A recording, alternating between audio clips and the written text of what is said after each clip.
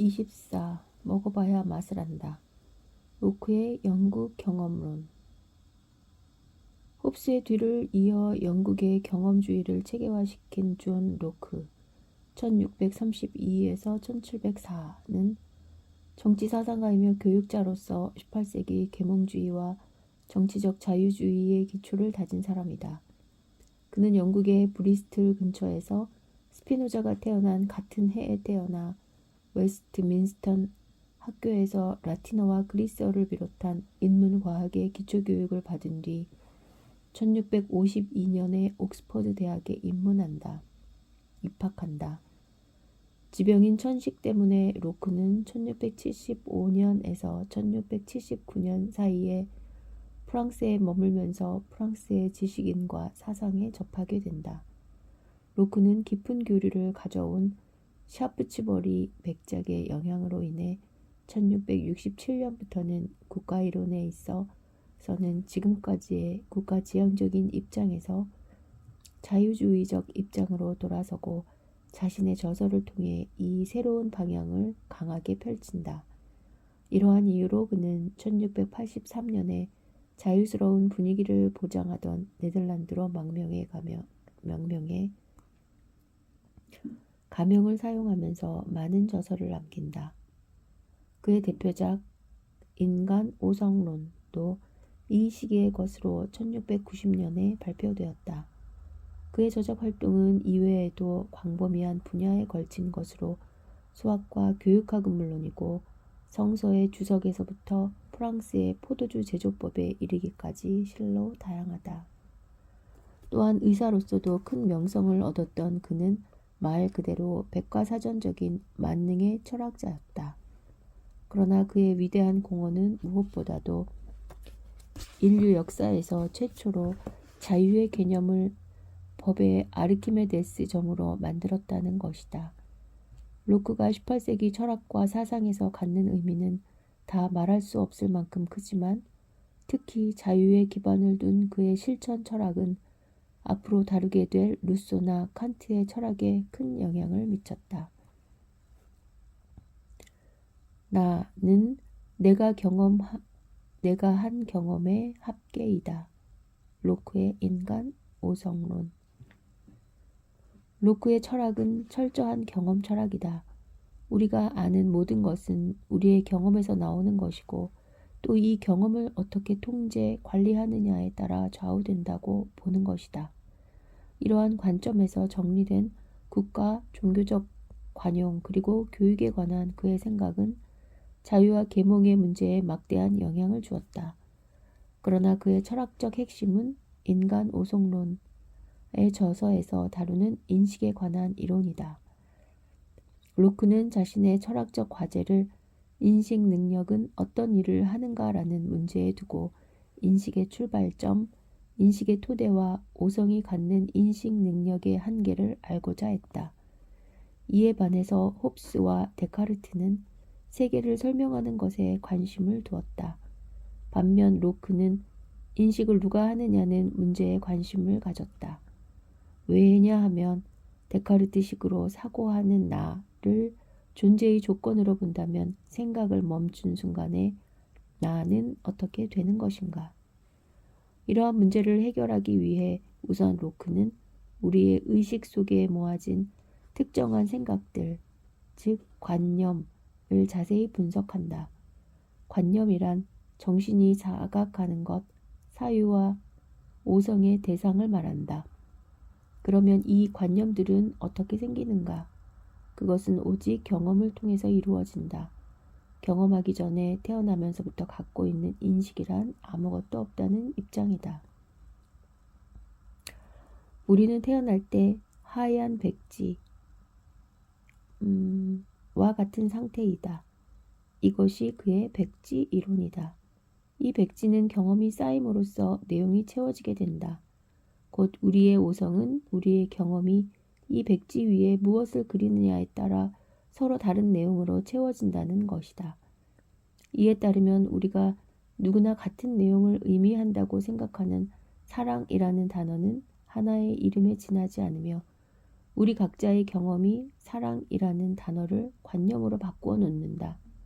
따라서 중세기의 사랑이나 아프리카인의 사랑의 관념은 우리의 것과 다를 수 있다는 결론이 나온다.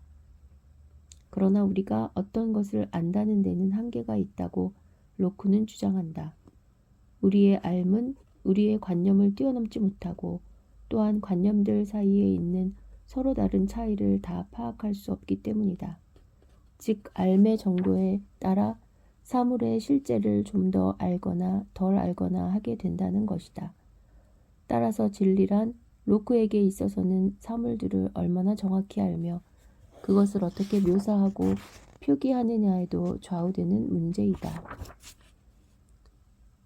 5성 understanding 일반적으로 생각하는 힘, 지성, 사고 능력을 뜻하며 로크의 용법이 이에 해당한다. 라이프니츠는 감성과 구별된 의미에서의 사고 능력이라는 의미로 5성을 사용했다. 그리고 칸트와 헤겔은 5성을 감성, 이성과 구분해 사용했다. 오늘날은 칸트의 구분에 따라 이성과 다른 용법으로 5성은 구분하고 분석해 비교하는 개념적 능력으로 사용한다. 5성, understanding. 누가 우리를 이기적이라 하는가? 사람은 이성과 지식에 따라서 행동하는 존재로 행복을 추구하는 것이 그의 목적이다. 행복을 얻기 위해서 우리가 어떤 행동을 하느냐가 로크의 실천 철학의 중심이다. 당연한 이야기이지만 사람들은 누구나 기쁨을 원하고 고통은 피하려 한다. 로크는 이 당연한 현상에서 선악의 기준을 본다. 기쁨을 주는 것은 선이고 고통을 주는 것은 악이라는 것이다. 그리고 이것이 곧 행위의 기준이 되어서 도덕과 법이 생겨난다.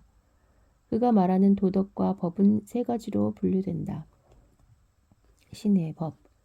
신으로부터 정해진 의무의 기본으로 내세의 벌과 상에 관해서 말한다. 시민의 법. 국가로부터 정해진 규칙으로 국가 권력이 행사한다. 공공의 법. 공공대중의 의견에 따르는 법칙으로 이를 철학적 법칙이라고도 한다. 오늘날의 여론 개념이다. 존경과 혐오의 기준이 된다. 로크도 국가 성립의 기원을 설명하기 위해서 홉스처럼 자연 상태의 개념을 도입한다. 그러나 로크는 홉스와는 달리 인간은 원래 자연 상태에서 완전한 자유와 평등을 누렸다고 주장한다. 각자는 사유재산과 자신에 관한 모든 것에 무조건의 권리를 가지며 또한 신이 내린 인간의 본성을 지키는 것도 자연법에 속한다. 따라서 자연법에 따라 아무도 다른 사람의 목숨, 자유, 소유물을 빼앗거나 파괴할 수 없다. 이러한 자연법이 지켜지지 않을 때 홉스와는 달리 원래 평화로운 자연 상태가 깨진다고 로크는 주장한다. 자연법이 깨진 상태에서는 누구나 자신만의 이익을 위해서 싸우게 되며 이로 인해 전쟁이 시작된다는 것이다. 평화와 자기 보존을 위해서 사람은 사회계약을 맺게 되고 이 계약을 지키기 위해서 권력기관이 필요하게 되었다는 것이다. 이 권력기관이 곧 국가이다. 그러므로 권력기관은 자연법에 어긋나서는 안 되며 개인의 자유와 소유권을 보장해야 한다는 것이다. 이를 어기는 통치자에 대항해 싸울 권리와 의무가 국민에게 있으며 독재의 방지를 위해서 권력이 분산되어야 한다고 말한다. 통치자는 통치의 권력이 아니라 통치의 의무만이 있을 뿐이고 권력은 국민에게 있기 때문이다. 또 로크는 자유를 지키기 위해서 종교적인 관용과 사유재산권이 보장되어야 한다고 주장한다. 로크는 무신론자는 아니었지만 그러나 전통적인 그리스도교 신앙 대신 누구나 받아들일 수 있는 이신론을 주장하면서 각 개인이 선택한 종교는 보장되어야 한다고 생각한 것이다.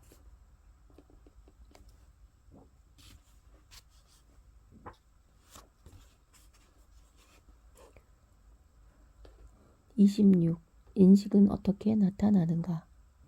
휴메의 회의론.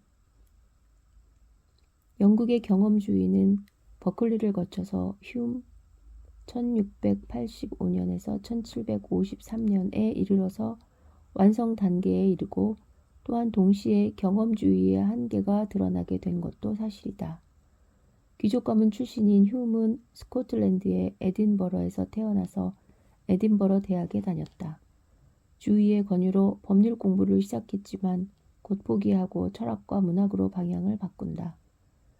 휴문 1734년에 프랑스로 건너가서 1737년까지 머물면서 이때 인간 본성론을 출판하지만 이 저서는 전혀 주목을 받지 못했다. 그리고 나서 1758년에 그는 잘 알려진 인간 오성 연구를 펴낸다. 이 책은 인식론, 윤리학, 정치학과 종교에 관해 광범위하게 다루고 있다. 그러나 에딘버러와 글래스고에서 얻으려던 교수직은 결국 실패로 끝나고 1752년에 에딘버러 변호사협회 도서관에 사서로 일하기 시작하면서 역사가로서의 생활이 시작되었다. 그가 여러 해에 걸쳐 집필한 영국사는 이 시기의 성과이다. 그는 1776년 8월 세상을 떠났다. 세상을 떠나기 얼마 전 그는 자신에 대해 다음과 같은 글을 남겼다. 나는 부드러운 성격의 사나이였으며 내 자신의 주인이었고 개방적이고 사교적이며 친절했다. 다른 사람들을 좋아하기는 쉬워도 적대감을 갖기는 어려운 성격이기도 하다. 감정상으로 나는 온유한 편이다. 작가로서 명성을 떨치고 싶다는 소원이 내 삶을 지배하는 열정인데 적잖이 실패하기는 했지만 그렇다고 내 유쾌한 기분이 상한 적은 없었다. 세계적인 경제학가인 애덤 스미스 1723에서 1790년은 휴메 친구였으며 사회윤리에 관해 같은 생각을 가진 학문적 동료였다. 스미스 역시 에딘버러에서 공부했다. 단구 실력은 경험이 좌우한다. 휴문 경험론자이면서 동시에 회의론을 철학적인 방법으로 사용한다. 그의 철학적 의도는 인식의 한계를 경험론적이며 비판적인 시각에서 제안하는 것이다. 이러한 뜻에서 그의 철학은 철저한 회의론적 경험론이다. 따라서 그가 말하는 경험론을 잘 이해하기 위해서는 그가 어떤 의미의 회의론자였는가를 알아보는 것이 빠른 길일 것이다. 우선 그는 데카르트를 비롯한 지금까지의 회의주의자들을 가리켜 그들은 진정한 회의주의자가 아니라고 비판한다. 왜냐하면 회의주의자 전체가 전제가 되어버린 회의주의 안에서는 어떤 회의주의도 반박할 수 없기 때문이다. 이러한 회의주의는 현실에 아무런 영향을 주지 않는다는 것이다. 경험론자답게 휴메에게는 이론 자체보다는 한 이론이 어떤 영향을 주는가가 중요하다. 휴메 회의주의는 진지한 회의를 통해서 독단에 빠지지 않고 누구나 이해할 수 있는 타당성 있는 것을 발견하겠다는 검증 정신에서 출발한다. 그리고 이 검증된 타당성의 발견에는 경험이 중심이 된다. 이에 대해 앞으로 보게 될 칸트는 휴미 자신을 독단론에서 깨워준 사람이라고 말한다. 경험은 우리의 의식 내용이 되고 의식 내용은 다시 인상과 생각하는 관념으로 나누어진다. 인상은 우리가 흔히 말하는 인상이 좋다 나쁘다 하는 바로 그 인상으로 감각적 지각을 통해서 얻어진 것이 다시 정신에 직접적으로 나타나는 현상이다. 이러한 현상이 다시 생각이나 기억에 의해 정신세계에 정리되어 떠오르면 관념이 된다. 인상과 관념은 둘 다 직접적인 지각을 통해서 얻어지지만 이 두 종류의 의식작용은 생각의 집중력 정도에 따라 달라진다. 어딘가에 부딪혔을 때 느끼는 고통은 인상이지만 이 경험으로 우리는 고통에 대한 관념을 갖게 되는 것이다. 누구나 이러한 인상과 관념을 묶어서 생각할 수 있는 능력을 갖는데 이 결합은 연상의 법칙에 따라 이루어진다는 것이다. 이 연상작용으로 우리는 원인과 결과를 알게 되며 사물 간의 관계도 이해하게 되는 것이다. 예를 들어 치통의 경험을 통해 다른 부분에 대한 고통이 어떨 것인가를 이해한다든지 내가 겪은 정신적 고통을 통해서 남의 고통을 상상할 수 있는 것 등이 여기에 속할 것이다. 또 다른 예를 들어 한 당구공이 다른 공 쪽으로 굴러가는 것을 보면 우리는 지금까지의 당구 경험에 의해 어떤 결과가 나올 것인가를 예상할 수 있다. 그래서 힘을 어느 정도로 하며 어떤 방향으로 때릴 것인가를 결정한다는 것이다. 휴메에 의하면 원인과 결과의 관계는 사물 속에 있는 필연적인 관계가 아니기 때문에 경험 없이는 알 수 없다. 인과관계는 합리적인 사고에 의해서 끌어낼 수 있는 문제가 아니라는 것이다. 예를 들어 우리가 A와 B라는 두 사람이 늘 함께 있는 것을 본 경험, 다음 인과율에 의해서 두 사람은 가까운 사이구나 하는 결론에 이르게 된다.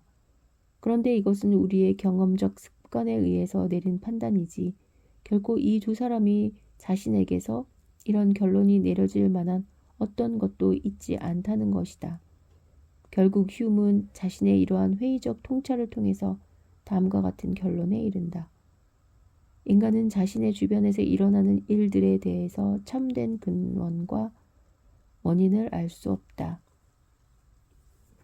따라서 휴메의 도덕 철학은 어떤 선천적인 도덕적인 전제도 인정하지 않는다. 그는 경험적 방법을 가지고 실제로 일어나는 도덕적 판단을 설명하려 한다. 도덕적 문제는 이성과 감성이 깊이 관련되어 있고 감성 중에서 특히 도덕적 감정을 즉 어떤 일을 하거나 거부하는 또 어떤 사람이 되고자 하는 결심에 나타나는 감정을 인간의 도덕감이라고 말한다. 이러한 도덕감은 그 성격상 실천적 의미를 갖고 있어서 행동으로 이어지며 유용하고 적절한 행동이면 긍정적으로 평가된다. 이때 느껴지는 주관적 감정은 자기 애와 호감에 좌우되는 것으로 사람은 자기 만족만이 아니라 동시에 다른 사람의 감정과 관심도 중요하게 생각하기 때문이다. 따라서 휴음은 도덕의 기본을 감정과 호감이라고 생각한다. 사람들은 누구나 남의 마음에 들고 싶어 하기 때문이다. 이 점에서 휴음은 한 사람의 감정이 다른 사람에게 전해지는 상호 주관성이 곧 도덕적 가치를 만들어낸다고 보는 것이다. 다른 말로 하자면 우리가 갖는 도덕감과 가치는 나 자신에 대한 애정과 남에 대한 배려에서 출발한다는 것이 휴메의 입장이다. 그래서 휴음은 또한 선의를 위선으로, 우정을 사기로, 정직함을 내숭스러운 미끼로 몰아붙이는 도덕적 허무주의를 거부한다. 또한 정의의 개념도 그에게는 간단명료하다. 정의란 다름 아닌 각자에게 자기의 정당한 몫을 보장하는 것이다. 그러나 이렇게 분명한 정의를 실천하는 것은 그다지 쉬워 보이지 않는다. 너의 몫이 자꾸 내 몫으로 보이거나 나의 몫은 언제나 작아 보이는 탓일까?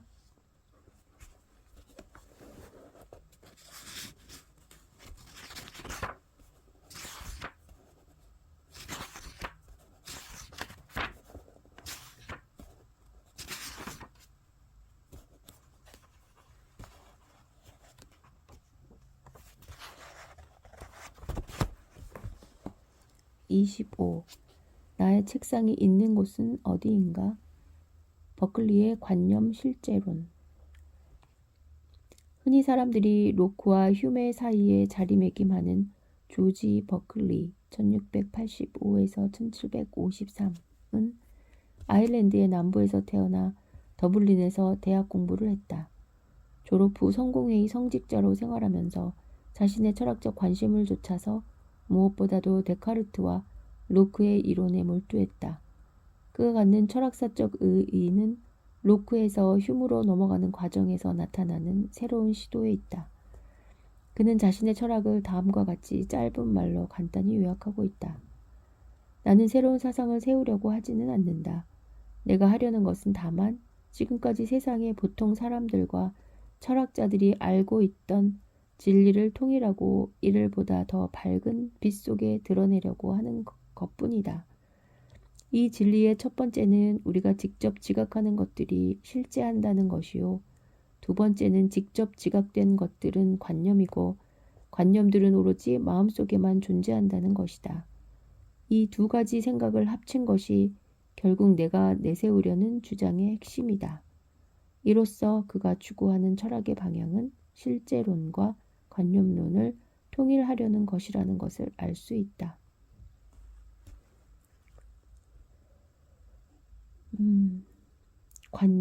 관념론 참고. 관념은 원래 진리를 관찰, 사념한다는 뜻의 불교 용어인데 오늘날은 주로 서양어 번역으로 사용된다. 데카르트, 로크 이래로 우리 의식의 내용으로 부여되는 모든 현실 및 공상의 대상을 가리킨다. 즉 어떤 X에 대한 생각을 가질 때 그 X에 대해 머리에 떠오르는 상을 관념이라고 한다. 이것이 오늘날 가장 널리 통용되는 의미이다. 이것은 심리학의 표상과 동일한 의미로도 사용된다. 때로는 개념이라는 말과 혼동되기도 하며 일상적으로는 어느 사람의 생각을 정리한다거나 의견이라는 의미로 사용한다. 관념론은 물질 또는 자연에 대한 관념의 근원성을 주장하는 학설이며 유물론과 대립관계에 있다. 이는 버클리에게서 전형적으로 볼 수 있다. 존재는 지각된 것이다. 버클리는 우선 관념이란 외부적인 것을 감각적으로 이해하는 것이라는 물질주의적 사고를 거부한다. 그는 오직 관념만이 의식 활동의 직접적인 대상이 된다고 하는 데서 시작한다. 버클리의 기본 입장은 사물의 존재는 지각된 것이고 주체는 이를 지각하는 사람이라는 것이다. 따라서 그에게는 관념과 정신만이 실제로 존재하며 물질이란 존재하지 않는 것이 된다. 그는 정신과 관념을 구별하는데 정신의 활동은 관념들의 관계나 관념을 기억하고 확인하는 데 있다. 물질이 존재한다는 주장은 추상적인 관념이 있다고 생각하는 데서 비롯되는데 이것은 잘못된 것이라 본다. 예를 들면 운동이라는 관념은 감각적 특성을 갖고 있는 느리고 빠른 것에 대한 상상 없이는 할 수 없고 연장에 대한 관념은 색깔이나 크기에 관한 상상을 통해서 이해된다.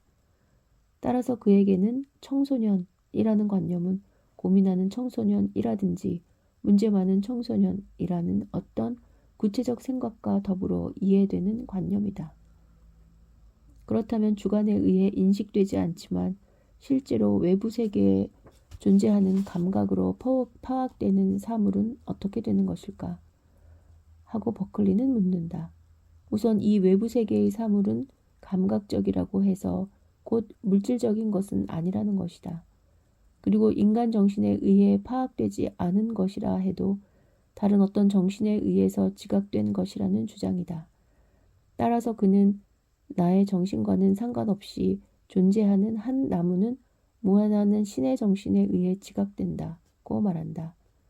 사물이란 그에게 있어서 신에 의해서 지각되고 인간의 정신에 의해서 생겨난 복합적인 관념이라는 주장이다. 이 주장이 실제로 존재하는 것이라 해도 물질적이 아닌 우리의 생각에서 오는 것이라는 버클리 철학의 근거가 된다. 이렇게 보면 버클리는 눈으로 볼 수 있는 외부 세계가 있음을 부인하는 것이 아니고 그가 인정하지 않는 것은 이 세계의 물질적인 성질이다. 내가 눈으로 보고 손으로 만지는 그 사물들이 실제로 있다는 것은 전혀 의심하지 않는다.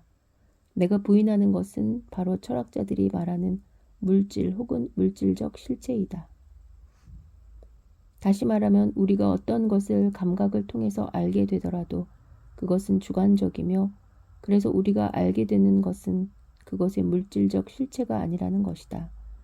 내가 열광적으로 좋아하는 음악을 듣기만 하면 머리가 아프다는 친구가 있다면 어떤 쪽이 이 음악을 제대로 이해하는 것인가 하는 의문이 여기에 맞는 이해가 되겠다.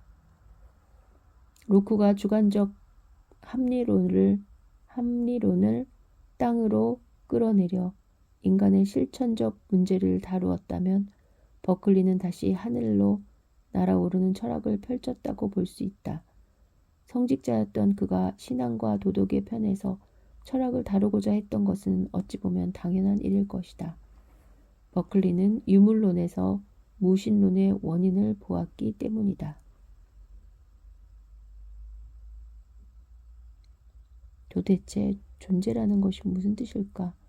관념론자에 의하면 사과가 존재한다고 할 때 우리의 마음속에는 사과의 모양, 색, 냄새, 맛 등 사과의 관념이 그려질 뿐이다.